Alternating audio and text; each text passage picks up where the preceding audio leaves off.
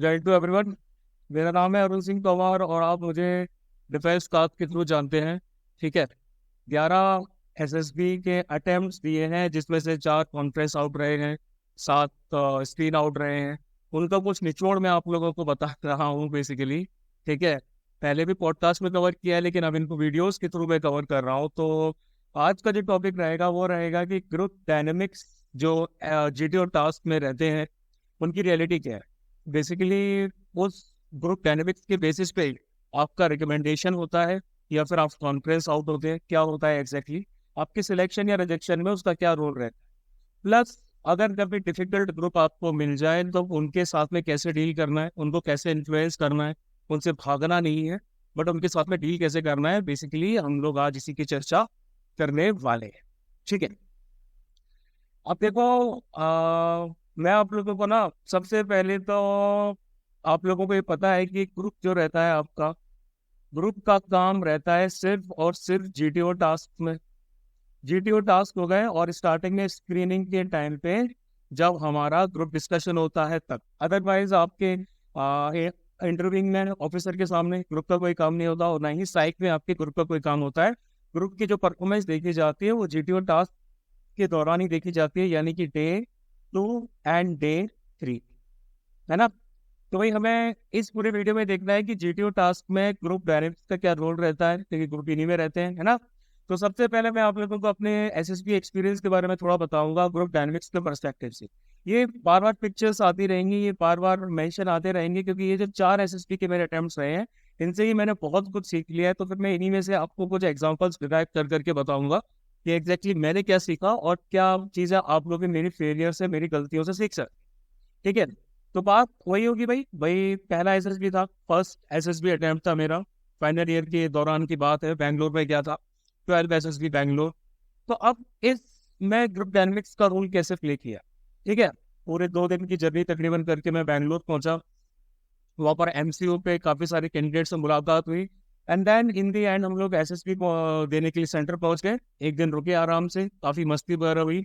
सब लोग mostly final year वाले ही थे। ठीक है। तो काफ़ी बढ़िया लगा, अच्छा खासा माहौल था, पहली बार मतलब कि एसएसबी देने के लिए आया था। एंड काफ़ी अच्छी बॉन्डिंग भी हो रही थी लोगों से। एंड देन आफ्टर वर्ड्स अगले दिन क्या, वो काफ़ी सारी भीड़ थी, 100-150 लोग थे।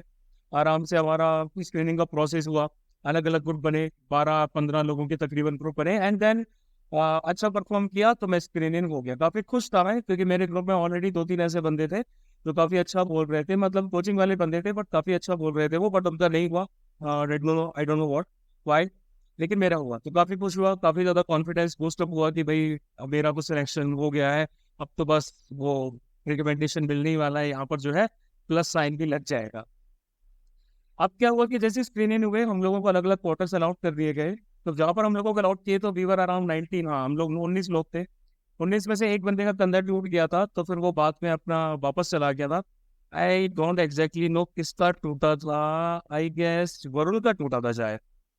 हाँ शायद वरुण का टूटा था या फिर पता नहीं किसका टूटा था, मुझे एग्जैक्टली याद नहीं है, लेकिन एक बंदे का कंधा टूट गया था। नहीं, वरुण का नहीं टूटा था, किसी और का ही था यार। और वो बंदा जो है वापस चला गया था। ठीक है। तो फिर अब क्या होता है कि मैं आपको पूरे प्रोसेस बता देता हूँ कि दिक्कत मतलब ग्रुप डायनेमिक्स आपकी किस तरीके से बिगड़ी या किस तरीके से बनी।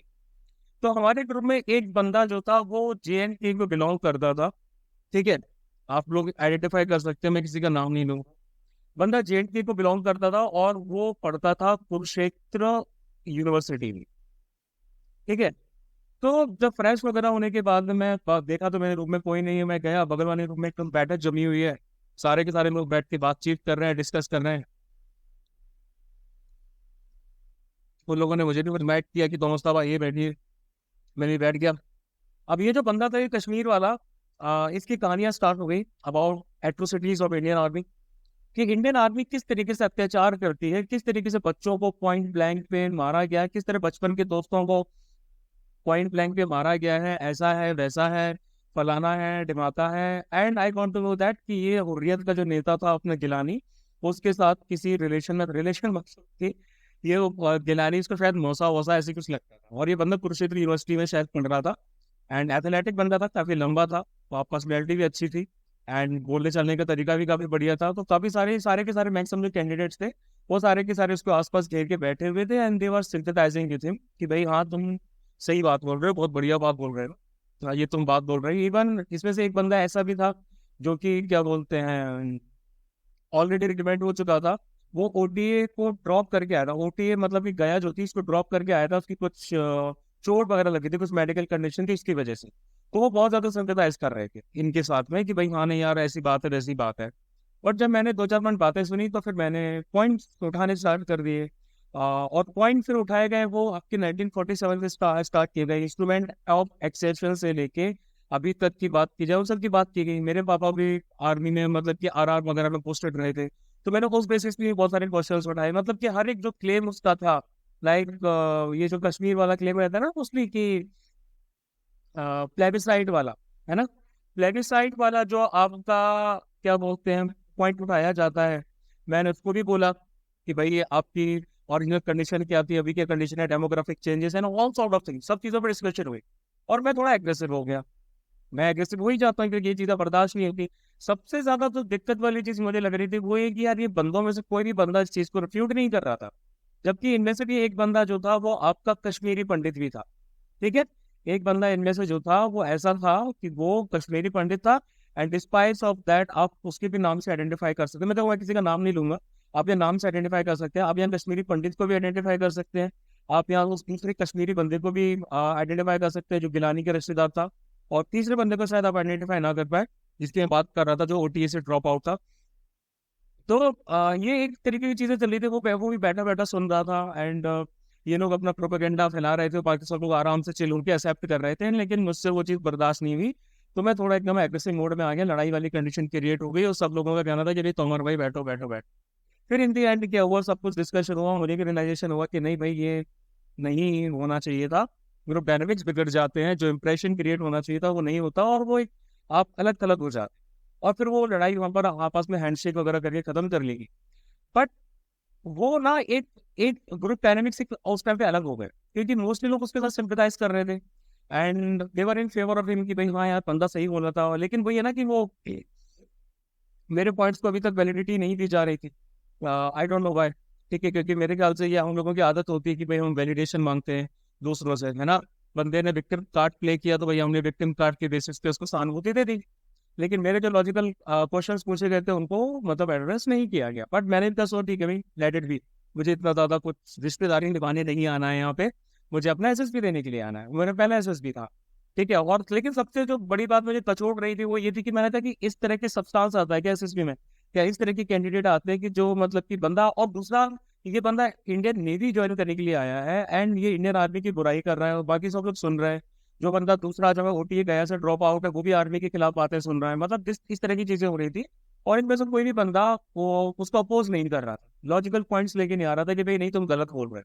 तो ये चीज मुझे बड़ी बुरी लगी और मैं एक तरीके से सारा ग्रुप जो है ना मुझे बेकार लगने लगा कि यार ये लोग ठीक नहीं है, ये लोग मतलब किस तरह के लोग हैं, ये लोग तो किसी तरह की बात को अपोज ही नहीं कर पा रहे।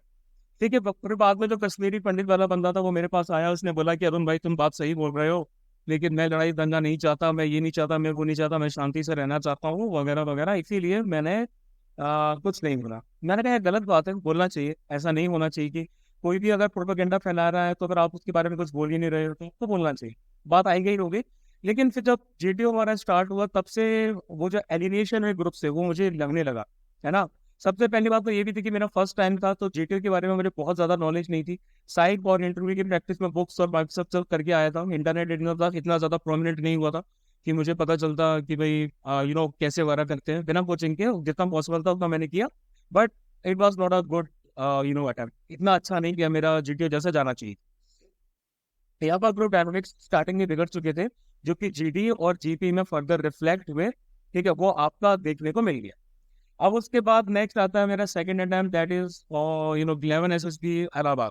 ये बहुत बढ़िया अटेम्प्ट था, सब बंदे एकदम हीरे बंदे थे। ठीक है, सब बंदे एकदम हीरे बंदे थे, सारा ग्रुप भी अच्छा था, बंदे हाईली मोटिवेटेड थे, 2-3 लोग शायद इसमें सेलेक्ट हुए थे। ठीक है, एंड सब बंदे एकदम कमिटेड थे कि भाई हाँ जाना है, ये करना है, वो करना है। एंड एक दो चमन बाहर टाइप के भी थे, बट उन्होंने ग्रुप डायनेमिक्स को बिगाड़ा नहीं, बल्कि उनसे ग्रुप डायनेमिक्स और थोड़े इनहेंस हुए। कैसे हुए अभी आगे जाके बताऊँ। एक बहुत अच्छा ग्रुप था, मतलब जैसे ओवरऑल मैं बताऊँ तो इसमें कुछ ऐसा खास बताने के लिए नहीं है। इसमें तो ग्रुप डायनेमिक्स बहुत अच्छा रहा, सब कुछ वेल मेंटेन रहा। इवन बंदों ने बहुत बार कमांड टास्क के लिए सबॉर्डिनेट के तौर पे कॉल भी किया। तो एक कॉमन मिथ या फिर हम कह सकते हैं एक कॉमन परसेप्शन ये भी आ जाता है कि भाई कमांड टास्क के लिए जितनी बार आपको बुलाया जाएगा उतना ही आप नजरों में चढ़ जाओगे। थोड़ा बहुत हो भी सकता है, क्योंकि अगर बंदे आपको कमांड टास्क में बार बार बुला रहे हैं मतलब आपने ग्रुप को इन्फ्लुएंस किया है। ये चीज मेरे साथ भी थी। ठीक है, moving on to the third attempt. अब ये अगेन, ये जो अटेम्प्ट था ये भी ये एक तरीके थोड़ा सा बर्बाद सा गया। बर्बाद कैसा गया, मैंने आपको पहले बताया था कि मेरे रूम में ऑलरेडी 2 तमिल बंदे थे। ये तमिल बंदे जो थे ये सिर्फ तमिल में ही कम्युनिकेट करते थे, बहुत कम इंग्लिश में कम्युनिकेट करते थे। तो मुझे out of the place automatically feel होने लगा। मतलब कि वो जो 3 बंदे थे भाई हमारे, मतलब हम 3 बंदे थे एक ही रूम में, एक ही हॉल में। वो out of the place feel होने लगा, क्योंकि मैं बहुत ज्यादा इंटरेक्ट करने की कोशिश करता था, लेकिन एक सर्टेन पॉइंट बाद फिर मैंने भी गिव अप कर दिया, क्योंकि मुझे समझ में आ गया था कि भाई ये लोग जो है ये हिंदी में या इंग्लिश में कम्युनिकेट नहीं करना चाहते। अब इनमें से एक बंदे को तो हिंदी आती ही नहीं थी लेकिन इंग्लिश आती थी, और दूसरा बंदा जो था उसको हिंदी वगैरह भी आती थी क्योंकि वो दिल्ली में रहा। तो यहाँ पर ग्रुप डायनेमिक्स थोड़े से खराब हुए कि भाई जो मेरे इमीडिएट बंदे थे उनके साथ में मैं उतना ज्यादा बॉन्डिंग नहीं कर पाया। अब उसके बाद में मेरा ये जो ग्रुप है, इस ग्रुप में से जो बाकी के 3 बंदे थे ये आपके दिल्ली और हरियाणा आसपास के एरिया के थे। तो इनका फैक्शन एक छोटा सा फैक्शन टाइप के बन गया था। अगेन मैं यहाँ पर नहीं बताऊंगा कि भाई कौन कौन से बंदे थे, ठीक है। एक छोटा सा फैक्शन टाइप का बन गया था इनका।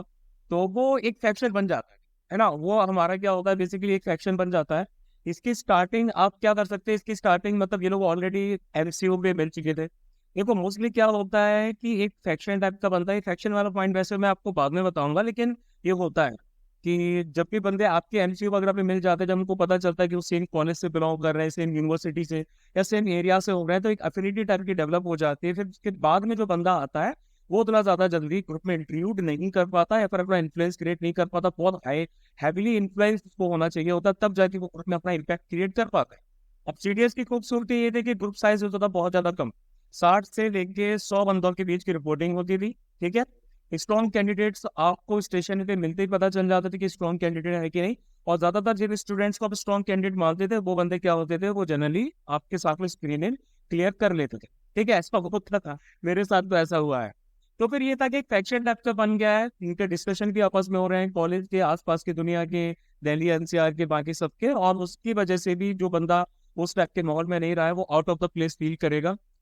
या फिर ऐसी बहुत सारी चीजें हो जाती हैं जो शायद यहाँ एक्सप्लेन करना मुश्किल हो, है ना। और तो इस तरह का एक फैक्शन टाइप का बन गया था। तो उसमें क्या होता था कि जैसे जीडी स्टार्ट हुआ, अब जीडी के टाइम क्या होता था कि मैं थोड़ा सा लाउड हूँ, मेरी आवाज भी काफी अच्छी है, ओवर पावर कर लेती है आराम से लोगों को। जब मैं बोलना स्टार्ट कर देता हूँ लोग एकदम शांत हो जाते हैं। तो जब मैं ये करता था तो कि उनमें से 1-2 बंदों को ये लगता था कि भाई मैं जो हूँ मैं ग्रुप को डोमिनेट करने की कोशिश कर रहा हूँ, और हो सकता है कि मैं ग्रुप को डोमिनेट भी कर रहा हूँ, मुझे एग्जैक्टली पता नहीं, क्योंकि अपने पॉइंट ऑफ व्यू से मुझे पता नहीं चलता। ठीक है, तो मैं थोड़ा ज्यादा लाउड बोल रहा हूँ, मैं थोड़ा ज्यादा तेज बोल रहा हूँ, एंड उन लोगों को लग रहा है कि मैं उनको ओवर पावर करने की कोशिश कर रहा हूँ। तो एक तरीके से हॉस्टिलिटी जो है वो क्रिएट हो गई, थोड़े से वो हॉस्टाइल हो गए उनमें से 1-2 बंदे कि भाई ये बंदा तो जो है अपनी बोले जा रहा है, हमारी नहीं सुन रहा है। या फिर वो सिर्फ अपना ही डोमिनेट करना चाह रहे थे और वो ये नहीं चाह रहे थे कि मैं ज्यादा बोलूँ, क्योंकि मोस्टली रिपीटर्स थे। रिपीटर्स का फ्रेशर्स का ग्रुप अलग बन जाता है ना। फ्रेशर्स अलग हो जाते हैं, रिपीटर्स और स्क्रीन आउट्स वाले जो रहते हैं वो अपने अलग हो जाते हैं। तो एक तरीके का क्या है कि भाई वहां पर एक हॉस्टिलिटी टाइप की क्रिएट हो गई थी कि भाई ये जो बंदा है ये अपनी अपनी बात किए जा रहा है या फिर हमें अपनी बात करनी है, क्योंकि भाई हमारा तो थर्ड अटेम्प्ट है, फोर्थ अटेम्प्ट है, और हमें किसी भी तरीके से जो है वो होना है, रिकमेंडेशन देना है। ये रिपीटर्स में जनरली हो जाता है, रिपीटर्स में बहुत इंटेंस कॉम्पिटिशन बढ़ जाता है। फ्रेशर्स तो अभी भी भाईचारे के मोड में होते हैं, रिपीटर्स भी भाईचारे के मोड में होते हैं, लेकिन अल्टीमेट एम जो रहता है वो उनको पता होता है कि भाई रिकमेंडेशन लेना है। तो एक हॉस्पिटलिटी टाइप की क्रिएट हो गई जो मतलब जीडी से स्टार्ट हुई, फिर जीपी में भी प्रोजेक्ट हुई। वो लोग नहीं चाह रहे थे कि मैं बहुत ज्यादा प्रोजेक्ट क्या नाम है ओवर पावर करूँ, मैं बहुत ज्यादा सॉल्यूशंस दूँ, ये करूँ वो करूँ। तो वो चीज हो रही थी। एंड फर्दर ये चीज पीजीटी ने भी देखने को मिली कि भाई एक बंदे ने लोड ले लिया, दूसरे बंदे ने क्या बोलते हैं जो आपका रिसोर्सेस होते हैं उनमें से एक चीज ले ली, और जो तीसरे बंदे ने कुछ और ले लिया, और चौथा बंदा लीड ले रहा है। और बाकी अगर आप बहुत ज्यादा प्रोडक्टिव नहीं है तो फिर आप आगे नहीं बढ़ पाए। आप कोशिश कर रहे हैं, आप बंदे से रस्सी मांग रहे हैं, लेकिन वो अपना करने में लगा हुआ है। आप किसी से लोड को लेने का कोई सेंस ही नहीं बनता। ठीक है, आप किसी से कुछ और मटेरियल ले रहे हैं लेकिन वो बंदा अपनी अपनी चलाया जा रहा है, वो आपको आगे नहीं बढ़ने पे। ये दिक्कत मतलब उस टाइम आपको फेस करनी पड़ रही है। और अगर आप अपना कुछ इम्प्लीमेंट करने की कोशिश कर रहे हैं तो उनकी हॉस्टिलिटी जो है वो साफ साफ देखी जा रही है कि भाई ऐसा हो रहा है वैसा हो रहा है। वो बन गए अंडर द ब्रेथ आपको कुछ बोल रहे हैं या फिर गुस्सा कर रहे हैं या फिर इस तरह की चीजें हो रही। तो ओवरऑल देखा जाए तो यहाँ पर भी मैंने काफी ज्यादा एलिनेशन फील किया। इतना ज्यादा बॉन्डिंग नहीं हो भाई लोगों के साथ में, कुछ गलतियां मेरी भी होंगी कुछ गलतियां उनकी भी होंगी, मतलब ये ग्रुप डायनेमिक्स वाली बात। फिर आता फोर्थ अटेम्प्ट, ये बहुत बढ़िया अटेम्प्ट था, बहुत गोल्डन अटेम्प्ट था, बहुत मजा आया, एक से एक बढ़िया मतलब लोग थे जो मेरे ग्रुप में थे। जहाँ तक मुझे याद है छः एक ग्रुप ये था, 7 7 8 9 10 11 12 13 14, एक ग्रुप ये था। फिर 1 2 3 4 5 6 और 7 8, शायद ये वाला फिर मेरा ग्रुप था शायद, है ना। मतलब इनको तो मैं जानता हूँ, मोहित को मैं जानता हूँ, अजय को जानता हूँ, Ajay is an officer and Manveer is an officer, Parikshit is an officer, Tejas IIT में है प्रोफेसर टाइप का कुछ, और भी बंदे हैं जो काफी, चंदन उत्तराल में रहता है, ठीक है। क्या बोलते हैं, दिव्य रतन से भी अच्छी दोस्ती है, काफी सारे लोगों के साथ कांटेक्ट है। चुनावत भी मेरे ख्याल से ओटीए में गया था, बट नॉट एग्जैक्टली नो कि भाई अभी बाद में वो है कि नहीं है। And Lokesh is an officer right now, ठीक है। तो बंदे बहुत बढ़िया बढ़िया थे, ठीक है, बहुत अच्छी बॉन्डिंग है इनके साथ में। ये सबसे बेस्ट ग्रुप था जो मुझे मिला, और ये सबसे लास्ट ग्रुप था जो एसएसबी में मतलब मैं जिनके साथ में गया। एंड बहुत बढ़िया बॉन्डिंग हुई, बहुत बढ़िया बातें होती थी, बहुत अच्छे डिस्कशन होते थे, बहुत अल्टीमेट ग्रुप था।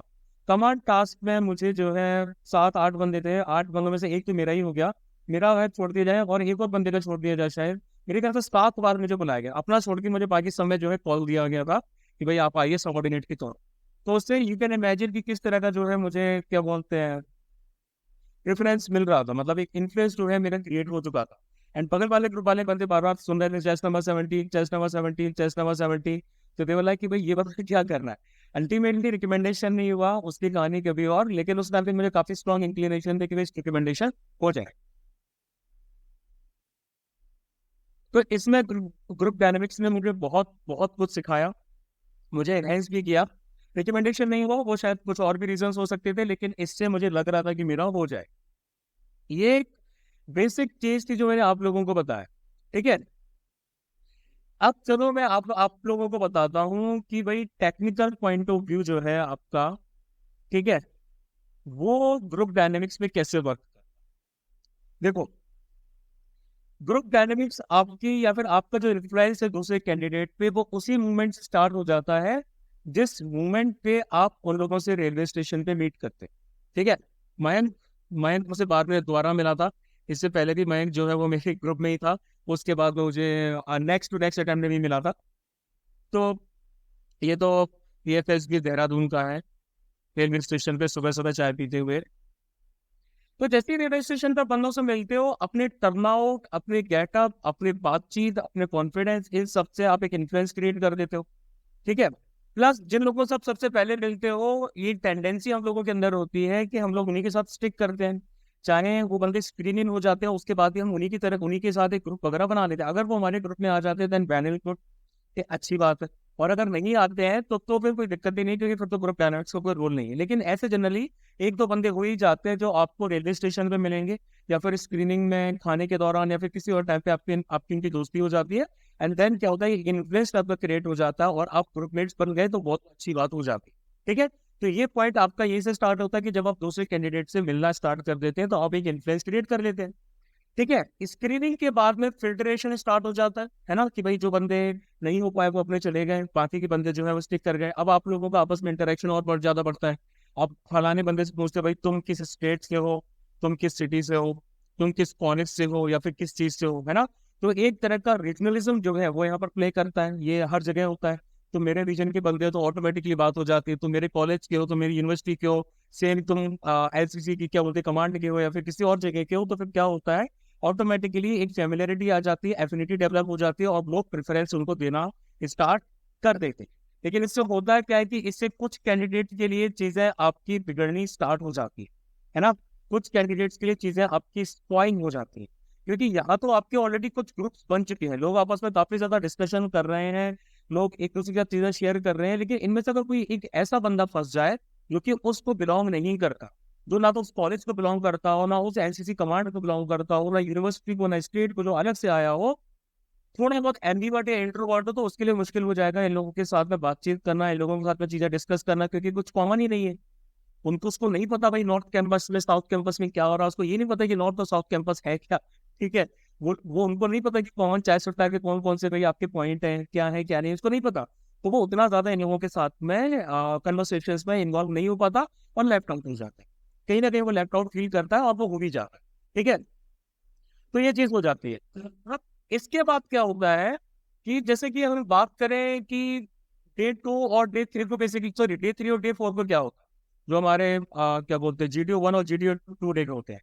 देखो आप सबको मैंने पहले बताया था कि ग्रुप डिस्कशन हो गया, ग्रुप प्लानिंग एक्सरसाइज हो गई, TGT हो गया, और उसके बाद में कमांड टास्क, है ना। ये कमांड टास्क जनरली हमारा सेकंड डे को होता है और ये हमारे फर्स्ट डे को हो जाता है। तो इनमें ये हमारे ये सब मिलके कंफर्मेटरी टास्क बना। अब सबसे पहले हमारा ये जो GD और GP होता है, ये तो इंडोर टास्क होते हैं, है ना। इनके लिए आपको बाहर जाने की जरूरत नहीं, आप शेड में बैठ के भी कर सकते हो। लेकिन ये कंफर्मेटरी टास्क होते हैं, पूरे ग्रुप का यहाँ पर रोल होता है। देखो जब ऐसे बंदे क्या करते हैं, जब ऐसा ऐसा फैक्शन टाइप के बन जाते हैं, सेम ग्रुप में बंदे आते हैं, तो ये क्या करते हैं, अपने ही बंदों को ज्यादा पुश करते हैं। ठीक है, जो इनके बंदे रहते हैं, जो इनके फ्रेंड्स वगैरह रहते हैं, बेसिकली इनको ही ज्यादा पुश किया जाता है GTO टास्क में। ठीक है, कि भाई तुम ही जो है मतलब बोलने का मौका सामने वाले को देंगे, पहले से डिसाइड कर लेते हैं। एक रात पहले से बैठक होती है, रात में बैठक हो जाती है और डिसाइड किया जाता है कि भाई कौन कौन सा पॉइंट बोलने की कोशिश करेगा, किस तरीके से करेगा। साइन लैंग्वेजेस भी डेवलप की जाती है, सब कांड होते हैं भाई SSB में। ठीक है, इस तरह की चीजें नहीं की जाती है, और बंदे फिर अगले दिन काफी हद तक उसको इम्प्लीमेंट करने की कोशिश करते हैं। हो पाता तो वेल एंड गुड, नहीं हो पाता तो भी कोशिश तो करते ही है। ठीक है, जो बंदा एलिनेटेड रहता है वो इस तरीके से इन्वॉल्व नहीं रहता। ठीक है, तो जितना ज्यादा हो सके ग्रुप में आपको इन्वॉल्व होना चाहिए। कोशिश करो भाई उनके बेकार से बेकार मजाक जो है उन पे भी हंसो। ठीक है, आप मतलब कि एकदम से ग्रुप में टोटली घुल मिल जाओ, चाहे कुछ भी हो कोई भी हो, लेकिन भाई आपको ग्रुप में क्या करना है, एकदम इन्वॉल्व होना है। आपको उनको फील कराना है कि भाई मैं भी तुम्हारे में से एक ही हूँ। ये करना है यार, तो कुछ जुगाड़ करनी पड़ेगी। तो फिर एक रात पहले मीटिंग हो जाती है, डिसाइड हो जाता है, तो GTO और GP जो रहता है उसमें अपने बंदा के सॉल्यूशंस को ज्यादा आगे पुश किया जाता है, उनको आगे पुश किया जाता है, उनको गैप दिया जाता है ताकि वो बोले, ज्यादा बात करें, ज्यादा डिस्कस करें। ठीक है, और आपके पॉइंट्स को शन किया जाता है, आपके पॉइंट्स को ज्यादा वैल्यू नहीं दी जाती, आपको इग्नोर किया जाता है, ऐसा होता है। ठीक है, ये पूरा मेथोडोलॉजी है, ह्यूमन साइकोलॉजी है भाई, ह्यूमन साइकोलॉजी से खेला जाता है सब जगह। ज्यादातर कोचिंग्स में भी आपको ये चीज बताई जाएगी कि भाई ह्यूमन साइकोलॉजी से ही खेलना मिलना ये सब करना है। ठीक है, अब मैं बोलूंगा भाई like share and subscribe this videos, अपने सर्कल तक पहुंचाइए जो भी प्रिपरेशन वाले हैं, NDA SSB वगैरह, क्योंकि ये चीजें आप लोगों को कोई और नहीं बताएगा। ये कैंडिडेट के पर्सपेक्टिव से चीजें हैं जो मैंने सीखनी है, एंड बिलीव भी ये ह्यूमन साइकोलॉजी हर टाइम पे आपको देखने को मिलेगी। कोई भी ये जो आपकी जितनी भी कोचिंग्स वगैरह हैं, यहाँ पर आपको मेथोडोलॉजी बताई जाएगी, प्रोसेस बताया जाएगा, पर ये जो इंट्री केसेस होती हैं, जो कैंडिडेट्स एक दूसरे के दिमाग के साथ खेलते हैं, ये आपको बहुत कम देखने को मिलेगा। ठीक है, तो जितना ज्यादा ये ट्रैक्शन जनरेट होंगे वीडियोस के जरिए, वैसे वैसे आप लोग अपने टॉपिक्स के बारे में कमेंट भी कर सकते हैं और मैं आपको बता दूंगा। मतलब नए नए वीडियोस में बनाता जाऊंगा कि भाई ये कौन कौन से मतलब कि किस तरीके से चीजें होती हैं, आपको किस तरीके से चीजों को एक्सपेक्ट करना चाहिए, आप कैसे उनके साथ डील कर सकते हैं। ठीक है, तो ये बंदे क्या करते हैं, उनके साथ में एक दूसरे को पुश करते हैं GTO टास्क वगैरह में, लेकिन अब आपको क्या करना था, आपको खुद लीड होनी लेनी पड़ती है। आपको वेट नहीं करना, आपको वेट नहीं करना कि भाई पहला बंदा जो है मैं ये मुझे आगे जाने देगा तब मैं जहाँ आगे जाऊंगा, ये मुझे बोलने देगा तब मैं बोलूंगा, है ना। आपको अपने आप को पुश करना पड़ेगा, आपको लीड लेनी ही पड़ेगी, क्योंकि सामने वाला बंदा आपको नहीं देगा। चाहे फैक्ट्स वो ये दोनों केसेस, ये आपको खुद से लीड लेनी पड़ेगी। आपको आपके हाथ में कोई भी कुछ सजा के नहीं देगा, आपको अटैक करना पड़ेगा। सीधी सी बात है, अटैक मोड में रहना पड़ेगा, एग्रेसिव थोड़ा सा रहना पड़ेगा, बहुत ज्यादा नहीं पर इतना रहना पड़ेगा। नेक्स्ट आगे, हाँ सॉरी, स्लाइड कंटेंट में पहले बता देता हूँ, स्लाइड आगे निकल जाती है। ठीक है, तो ये GT और GP का मैं आप लोगों को बता रहा था। एंड देन इसके बाद क्या होता है कि मतलब कि देखो मैं आपको एक चीज और बता देता हूँ इसमें। Okay okay okay okay okay okay, हाँ, मैं आपको कंफर्मेटरी टास्क की बात बता रहा था, है ना। GTO क्या करता है, GTO ये डिसाइड करता है कि जो सामने वाला बंदा है, मतलब जो भी एक, मतलब मान लो फॉर एग्जांपल एक ग्रुप में आपके 7 से 8 कैंडिडेट्स, इन 7 से 8 कैंडिडेट में 2 से 3 बंदे जो है इनिशियली GTO क्या करेगा, आइडेंटिफाई करेगा कि ये बंदे क्या है, ये बंदे लीडर हैं या फिर ये बंदे हैं आपके फॉलोअर। वो डिसाइड कर लेंगे, मतलब कन्फर्मेटरी टास्क में ये डिसाइड हो जाएगा कि बंदे लीड करने के लिए आए हैं कि सिर्फ फॉलो करने के लिए आए। अब कोई लीडर तभी बना रह सकता है कि जब उसको फॉलो करने वाले हो, है ना। उजाले का महत्व तो तभी है ना जब अंधेरा आता है, दिन का महत्व तभी है जब रात आती है। तो सीधी सी बात है, लीडर का मतलब महत्व तभी दिखेगा जब फॉलोअर उसको फॉलो करेंगे। बिना फॉलोअर के लीडर लीडर नहीं है, बिना विलन के हीरो हीरो नहीं है। तो ये चीज यहाँ पर भी होगी। अब वो बाकी बंदों को ये रियलाइज नहीं होने दिया जाता है कि भाई आप लोग फॉलोअर हो, आप लोग फॉलोअर वाला काम कर रहे हो। उनको बेसिक काम कराए जाएंगे, उनको एचजीटी में भी इन्वॉल्व रखा जाएगा, बाकी सब चीजों में इन्वॉल्व रखा जाएगा, बनाने में भी इन्वॉल्व रखा जाएगा, कमांड टास्क में एक नॉर्मल सा उनको दे दिया जाएगा। उन पे ज्यादा टाइम वेस्ट नहीं करना जीटीओ को। जीटीओ को पता है कि भाई ये जो बंदा है ये कैपेबल नहीं है। सीधी सी बात है, दिस द हार्श रियलिटी। दो तीन बंदों में से लास्ट में आपके कमांड टास्क आते आते एक दो बंदे रह जाते हैं, और फिर उसके बाद और भी फिल्टर डाउन हो जाते हैं कि कोई भी बंदा इसमें से लीड कर सकता है या फिर कोई भी बंदा इनमें से लीड नहीं कर सकता। तो एक इंपॉर्टेंट चीज है कि लीडर बनने हैं तो उसके साथ में फॉलोअर भी बनने हैं, है ना। बंदा लीडर तभी बनेगा जब फॉलोअर बनेंगे, है ना। तो अब होता क्या है कि अगर आपको ग्रुप मिला है कैसे, तो ऑटोमेटिकली ग्रुप जो है वो फॉलोअर की कंडीशन में आ जाएगा। ग्रुप पैसे में अंधों में ताना बाना वाली सिचुएशन यहाँ पर सबसे बेस्ट होती है। वो बंदा बहुत अच्छे से लीड कर जाएगा जो अंधों में ताना रह जाए, क्योंकि वो ऑटोमेटिकली क्या लीडर हो गया, बाकी सब तो है उसके पैसे फॉलोअर। ठीक है, आप ऑटोमेटिकली लीड करने लगोगे। ठीक है, मतलब कि आपको क्या करना है, आपको अपने अंदर थोड़ा सा सब्सटेंस डेवलप करना है। ठीक है, एंड देन आप ऑटोमेटिकली क्या करोगे, लीड कर लोगे। अब जैसे कि मैंने आप लोगों को क्या बोलते हैं, अच्छा एक दूसरा पॉइंट मैं आपको बता देता हूँ कि कैसे लीड करोगे आप। एंड मेरे को ये पॉइंट देख लेने चाहिए। मैं स्लाइड पहले कर लेता हूँ और डिस्कशन डिस्कशन पहले कर लेता हूँ, स्लाइड बाद में कर। अब आपको लीड करना है, बाकी बंदों को फॉलो करना है, तो फिर इसको आप आइडेंटिफाई कैसे करोगे, इसको आपको समझना कैसे, करना कैसे। तो सबसे पहले आपको क्या करना है, आपको ये समझ लेना है कि ग्रुप दो टाइप के होते हैं। ठीक है, जैसे कि एक ग्रुप जो है उसमें आपके सिर्फ भरे हैं अल्फाज, एक ऐसा ग्रुप है जिसमें भरे हैं सिग्मा। जिस ग्रुप में अल्फा अल्फा कैंडिडेट भरे हैं, मान लीजिए 3 से 4 कैंडिडेट भी अल्फा आ गए, 3 से 4 जो है वो सिग्मा आ गए, तो मेजर लड़ाई इन 3-4 अल्फा बंदों के बीच में रह जाएगी और बहुत मुश्किल होगा, लीड करना बहुत ज्यादा मुश्किल होगा। लेकिन इस अल्फा में से इस ग्रुप में अगर मान लीजिए 7 बंदे सिग्मा है, एक बंदा अल्फा पहुंच गया यहाँ पे, तो भाई उसके लिए बहुत आसान हो जाएगा इस ग्रुप को लीड करना। ठीक है, ऑटोमेटिकली बंदे इन्फ्लुएंस है, ऑटोमेटिकली बंदे सिग्मा पोजीशन में है, ये बंदा अल्फा है, ये बंदा ऑटोमेटिकली क्या करेगा, उनको लीड कर ले। ये बहुत डिजायरेबल सिचुएशन होती है, बहुत प्यारी सिचुएशन होती है, मैक्सिमम कैंडिडेट्स को यही सिचुएशन चाहिए। ठीक है, देखो आपके OLQs जो है ऑफिसर्स लाइक क्वालिटीज हैं, वो कब उभर के सामने आएंगी, वो तभी उभर के सामने आएगी जब दूसरे बंदे की उभर कर बहुत ज्यादा सामने नहीं आई, है ना। आप अंगों में काना राजा टाइप से कब चमकोगे, आप तभी चमकोगे कि जब बाकी बंदे नहीं कर पा रहे। देखो यार, पीजीटी में आप सामने खड़े हो, सब बंदे चुपचाप से खड़े हैं, किसी को कोई पॉइंट समझ में नहीं आ रहा है, एक अल्फा उठा, उसने बोल दिया भाई ये होगा, ये सॉल्यूशन है, ये कर रहा है, आपने क्लियर कर लिया। अब ऐसा भी नहीं कि भाई यहाँ पर जो अल्फा है वो एकदम ही मतलब कि बेवकूफ होना चाहिए, एकदम ही चमन बाहर होना चाहिए, कुछ आता ही नहीं है ऐसी लीड करिएगा, नहीं, आपके अंदर वो क्वालिटीज होनी चाहिए। लेकिन यहाँ पर और ज्यादा एनहेंस होकर सामने आ जाती है, यहाँ पर बहुत ज्यादा स्ट्रगल करना पड़ता है। यहाँ पर आपको क्या है कि लीडरशिप पोजीशन के लिए बहुत ज्यादा स्ट्रगल करना पड़ा। यहाँ पर 3-4 बंदे ऑटोमेटिकली है ना, उनके साथ में आपको डील करना पड़ा। लेकिन यहाँ पर एक बंदा है सिग्मा में से, एक तो कोशिश कर सकते हैं बहुत ज्यादा, लेकिन बाकी ज्यादा कोशिश नहीं करेंगे। यहाँ पर आप आराम से ओवर पावर कर सकते हो, यहाँ पर आप आराम से लीडरशिप वाली पोजीशन में आ सकते हो। अगर आप एक बार लीडरशिप वाली पोजीशन में आ गए तो जीडी में भी आपके पॉइंट चलेंगे, जीपी में भी आपके पॉइंट चलेंगे, पीजीटी में भी आपके पॉइंट चलेंगे, कमांड टास्क में तो ऑटोमेटिकली आपको सब लोग बुलाएंगे बुलाएंगे, मतलब आप एक अच्छा खासा इन्फ्लुएंस क्रिएट कर देंगे। लेकिन ये ऐसा नहीं होगा कि भाई आपके अंदर बिना सब्सटेंस के आप सब कुछ कर पा रहे हो, सब्सटेंस होना चाहिए। पीजीटी में भी आपका सॉल्यूशन सही होना चाहिए, जीडी में भी आपके पॉइंट सही होने चाहिए, जीपी में भी आपका सॉल्यूशन सही होना चाहिए, डिस्कशन सही होना चाहिए, और कमांड टास्क में भी आपके जो है सॉल्यूशन वगैरह सही होने चाहिए, तब जाके आप लीड कर पाओगे। लेकिन यहाँ पर एक फेवरेबल सिचुएशन जो है वो आपके लिए क्रिएट हो चुकी है। तो जब ये फेवरेबल सिचुएशन क्रिएट हो गई है तो ये बहुत बढ़िया बढ़िया बढ़िया रहता है। अदरवाइज होता क्या है कि भाई जब सब अल्फा अल्फा होते हैं, जब फैक्शंस बन जाते हैं, तो सारे अल्फा मिलके क्या करते हैं, एक दूसरे अल्फा के ऊपर अटैक करते हैं, they attack together and they defend themselves together, ऐसा डाउन होता है ना। उस सिचुएशन में क्या होता है कि आपको कॉन्फिडेंस हो सकता है लो, है ना, आपके माइंडसेट को बहुत ज्यादा अफेक्ट किया जाता है, आपको कॉन्फिडेंस काफी ज्यादा लो हो सकता है। ये आपकी गलती नहीं है। जब जब सारे सुपर पावर्स मिलके किसी एक सुपर पावर पर अटैक करेंगी तो फिर बंदा कुछ टाइम के लिए ओवरवेलमिंग सिचुएशन में आ जाएगा, ये चीज हो जाती है। ठीक है, पॉइंट ये है कि आपको इनको इन्फ्लुएंस करना है, आपको इनको इन्फ्लुएंस करना है। आपको एक लीडरशिप वाली पोजीशन में जो है वो आना है। आपको डिटर नहीं होना है, आपको अपने माइंडसेट को एकदम तगड़ा रखना है, ठीक है। आपको ये सोच कर चलना है कि सिचुएशन कोई भी हो, मैं एकदम तगड़ा रहूंगा, मैं इन लोगों को लीड कर लूंगा, मैं इन लोगों को शिकायत का मौका नहीं दूंगा। देखो होता क्या है कि फौज में भी आपके सीनियर्स के साथ भी आपको डील करना है, जूनियर्स के साथ भी आपको डील करना है, और जो आपके कलीग्स हैं उनके साथ भी आपको डील करना है, सबके साथ भी आपको डील करना है जो आपके साथ वाले हैं, है ना।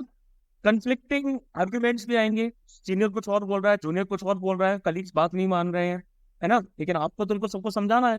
यहीं पर हमारा ग्रुप डिस्कशन और ग्रुप डायनेमिक्स आते हैं कि भाई आप सामने वाले बंदे को कैसे कन्विंस कर पा रहे हो।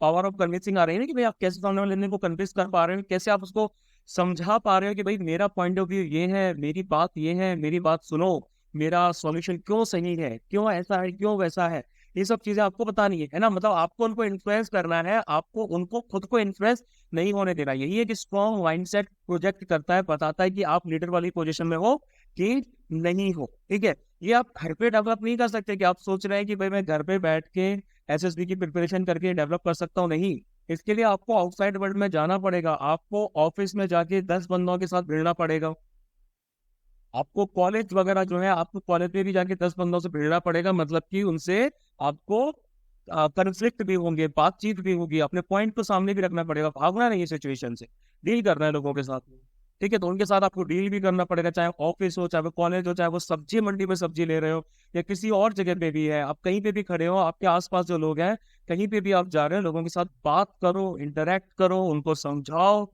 उनके पॉइंट ऑफ व्यू को जानो, किस तरह से, किस इंसान से कैसे डील करना है। घर में भी कोई ऐसा होगा जो बहुत ज्यादा गुस्सा करता हो, उसके साथ भी कैसे डील करना है। कोई बहुत ज्यादा प्यार से अपनी काम से प्यार से बहुत अपनी बात निकलवा लेता है, काम निकलवा लेता है, आप नहीं कर पा रहे हैं, है ना। तो इतने ज्यादा स्ट्रेट फॉरवर्ड मत बने रहो, थोड़ा डिप्लोमेटिक आप लोगों को बनना है, ठीक है।